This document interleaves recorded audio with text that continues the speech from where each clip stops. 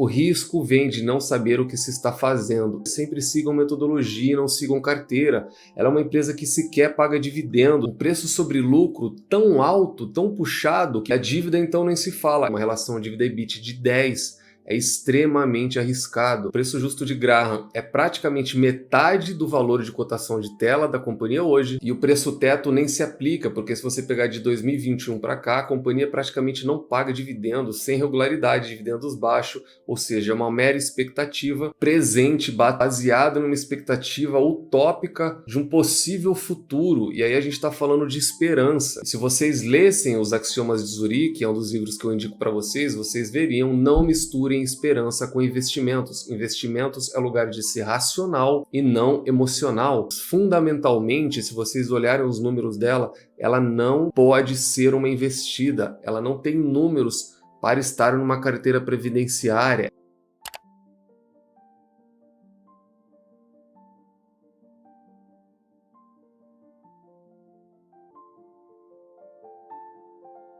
Vídeo rápido sobre AES Brasil, com código de negociação AESB3 na Bolsa de Valores brasileira.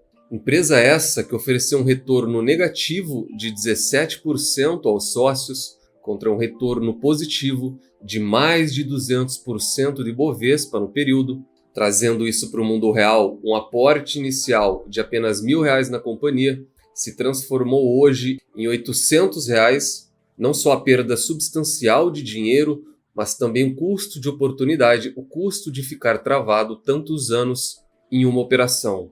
No período mais curto, algo mais realista, os últimos 5 anos, ainda assim o retorno é negativo, 6% negativo, contra um retorno positivo de quase 40% do índice. Se a gente transformar isso em rentabilidade real, aí o cenário fica pior ainda, a gente fala de 30% negativo no bolso do sócio. Sempre lembrando que na parte de baixo de todos os vídeos eu deixo uma lista de indicação de livros que você tem que obrigatoriamente estar lendo antes de investir em alguma ação, antes de entrar no mercado de capitais. Considere também, agora em fevereiro e em março, se tornar membro do canal, ter acesso à metodologia completa, material completo, estratégia de diversificação, gerenciamento de risco, porque nesses meses nós temos centenas de empresas divulgando seus resultados. A gente vai falar sobre o resultado trimestral da companhia, recomendações de compra e venda, vamos falar sobre dividendos e o fato de que a companhia agora pode ou irá sair do Brasil por conta da sua dívida. O ponto é que a AES Brasil está no olho do furacão. Essa notícia, ela deixar o país, dela vender os seus ativos, ela não deveria ser tão surpresa assim. O grande ponto aqui, e eu queria iniciar o vídeo dessa maneira, é que o mercado já esperava algum movimento desse tipo e você como sócio já deveria esperar. A empresa precisava fazer alguma coisa para controlar o endividamento elevado. E aqui o Value Investing é trazido à tona. Por isso eu sempre cito tanto fluxo de caixa, dívida, dívida e mais dívida, a importância do controle de dívida para uma companhia saudável. A gente tem Equatorial, CPFL, tem diversas outras que podem entrar no circuito. Aqui eu queria fazer um comentário, porque eu já vivi situações dessa no passado, e o melhor cenário seria uma empresa única vir e abocanhar 100% dos ativos. E aí a gente entra num cenário não tão legal, onde você, entre partes, pode picar a empresa em várias partes e acabar tendo um pequeno percentual que ela não consiga se desfazer. Isso seria o pior cenário nesse quesito. Ela ser vendida, ela sair de negociação da Bolsa de Valores, ela sair do país, paciência, isso acontece e vai acontecer com uma ou outra empresa do seu portfólio. Agora, carregar algo onde os ativos bons saem e o sócio acaba ficando apenas com o pior, vide Oi BR3 e diversas outras empresas, esse seria o pior cenário. O melhor de todos eles é ela ser vendida para uma empresa elétrica de qualidade, 100% e ponto final. Quanto ao lucro líquido, ele caiu 18%, porém, na avaliação do mercado não foi ruim, na minha avaliação pessoal também não foi ruim. Aqui estamos falando do year over year, é 18% a menos quando comparado ao quarto TRI de 2022, ano sobre ano. Notícia boa, essa sim muito positiva, também na comparação anual, o EBITDA cresceu 42% a 511 milhões. A companhia pretende investir 1,3 bilhões de 24 a 28. Eu tenho minhas dúvidas, não só dúvidas, como um comentário rápido, eu totalmente descartaria isso. A gente pode estar entrando aqui num período de M&As, né? Que são Mergers e Acquisitions, ou seja, fusões e aquisições. Muito provavelmente é o que se dará com ela. E qualquer guidance que preveja investimento ou desinvestimentos, quando chega alguém abocanha, isso tudo vira apenas papel. E ele vai estabelecer o novo guidance de hora em diante. Portanto, eu desconsideraria isso, ainda mais um investimento bilionário para uma empresa com uma alavancagem tão alta. Ela propôs pagar 44 milhões em dividendos, 45. Isso corresponde a 0,07 por ação. Números oficiais da companhia, sempre acessem o RI de todas as suas investidas. Dentro dos destaques, é o normal dela. Ela teve sim um resultado operacional ok. A gente não pode falar mal da companhia nesse sentido. Destaque financeiro, sem dúvida, a elevação do EBITDA e a margem líquida.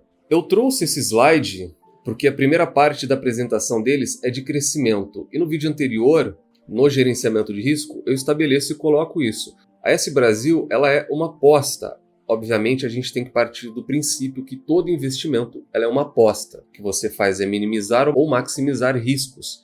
Só que nesse caso, a relação risco-retorno dela é um pouco maior porque é algo no futuro. É algo que a gente tem expectativa de. É algo que a gente espera que ela venha a ter uma geração maior, que ela venha a ter uma menor dívida, que ela cresça e que ela pague dividendos. É sempre no futuro. Ela é uma empresa de crescimento. No último nós tínhamos projetos em andamento, nesse nós temos menos, mas você sempre vai observar novo projeto, fase final de implantação, fase final de construção, 100% de capacidade instalada e vendida em um novo parque. Ela é uma empresa de crescimento. Mais um projeto concluída, a entrega de 610 megawatts no complexo Cajuína.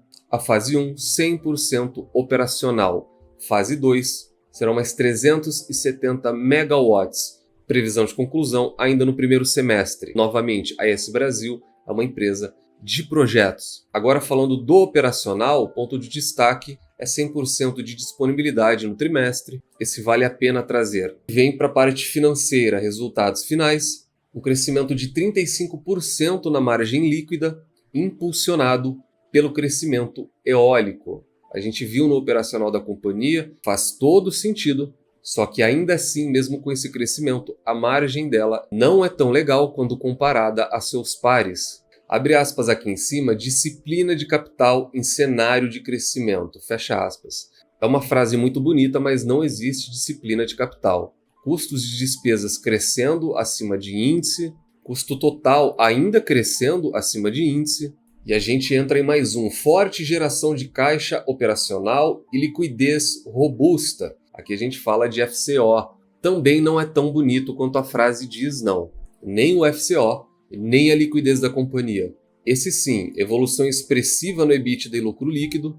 Esse de fato é um ponto de destaque. Como eu falo, comparado aos pares, ela tem margens muito baixinhas mesmo. Só que falando dela com ela mesmo. Quarto TRI de 22, quarto TRI de 23. Foi um crescimento muito forte no EBITDA dela. O lucro líquido veio abaixo? Veio, só que no anual a gente ainda tem um crescimento, 22 contra 23, é um crescimento marginal, apenas 4%, é muito pouco, mas eu volto a repetir, crescimento é crescimento. Empresas de utilities, o importante é que mesmo que elas cresçam pouco, elas apresentem crescimento ano após ano.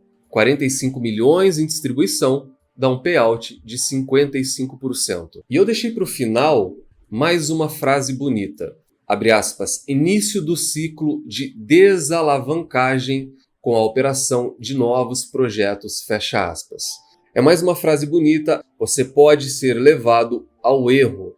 A grande realidade é que se a gente se ater apenas à dívida líquida versus EBITDA, a gente enxerga uma queda marginal de 5,5 para 5,3. Seria uma queda, correto? Só que aquela relação que eu sempre falo para vocês terem cuidado de se analisar, porque ela vai depender tanto da dívida, por isso eu sempre gosto de levar em consideração dívida bruta.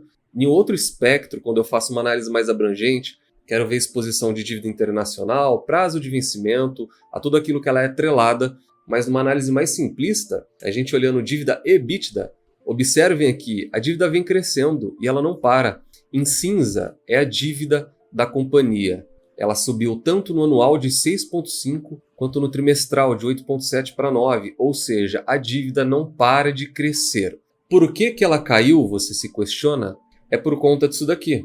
O EBITDA cresceu de maneira robusta. Sendo assim, esse ratio, essa relação dívida-EBITDA, caiu. Porém, não necessariamente ela fez um bom trabalho na sua dívida. Pelo contrário, a dívida não para de crescer. Então tomem cuidado quando vocês olham relatórios de início de ciclo de desalavancagem ou de um bom trabalho de FCL ou FCO. É necessário sempre um olhar um pouco mais cauteloso. Apesar desse ratio cair, a dívida não caiu. Pelo contrário, ela cresceu. A AS Brasil, que coberta por 12 casas ou 12 analistas, tem 7 recomendações neutras, 5 recomendações para venda e nenhuma recomendação de compra para a companhia. Análise fundamentalista, lucros, lucros e mais lucros, tese essa de Peter Lynch. Aqui eu trouxe a DRE da AS Tietê, e ela lá atrás teve períodos muito bons. Só que no histórico recente a dificuldade já se apresentou. Rentabilidade dela é muito baixa, margens comprimidas, retorno sobre equity muito comprimido. Dividend yield, apenas 1% pago há anos atrás, ela anunciou um novo pagamento agora, é bem verdade, só que é algo que você não pode contar. Sempre uma empresa extremamente alavancada, negociada a 40 vezes o preço sobre o lucro dela, e como eu sempre trago, dívida, dívida e dívida. No status invest, a gente não tem dívida versus EBITDA, a gente tem apenas dívida versus EBIT, só que a gente viu o EBITDA dela no relatório financeiro. Dívida versus EBIT, o cenário é pior ainda, quase 10 vezes essa relação. Por isso, eu sempre trago a importância do Value Investing, a importância da dívida, o porquê dívida tem que ser bem administrada. Dívida essa que é o principal motivo da possível saída dela do país. Preço teto eu nem calculo, porque é uma mera expectativa. Preço justo, a mesma coisa. Portanto, falamos da AS Brasil, antiga AS Tietê, uma empresa do setor de utilities, uma empresa elétrica. Quando nós entramos na nossa planilha, ela obtém nota 3, portanto ela é considerada apenas uma boa empresa. No vídeo anterior, eu citei a questão dela ser uma empresa ainda nota 2, sempre lembrando que notas 3, 4 e 5 são boas, ótimas e excelentes empresas. O meu gerenciamento de risco aqui facilitou muito por conta do vídeo anterior, por conta dos comentários que eu trouxe, por conta do resultado e por conta da saída do país dela. Simplesmente tudo veio se confirmando.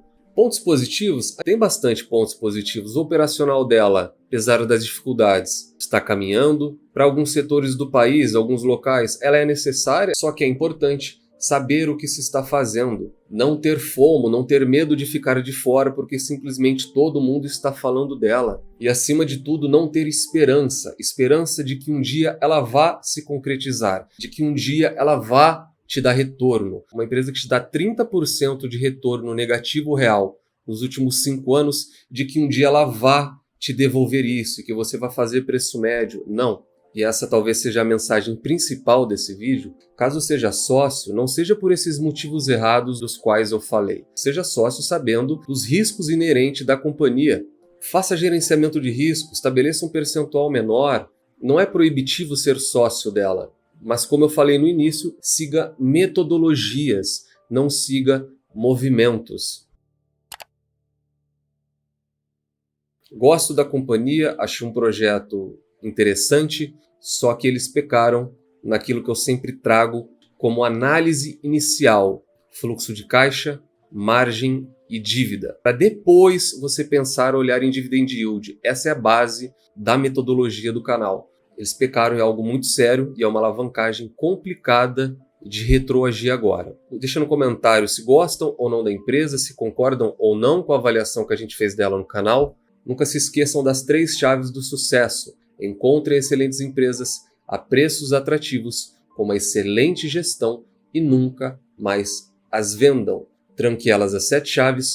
O Value Investing foi e ainda é a melhor maneira de você, investidor individual, pequeno e até mesmo pobre, multiplicar o seu capital na Bolsa de Valores. Nos vemos no próximo vídeo e até lá!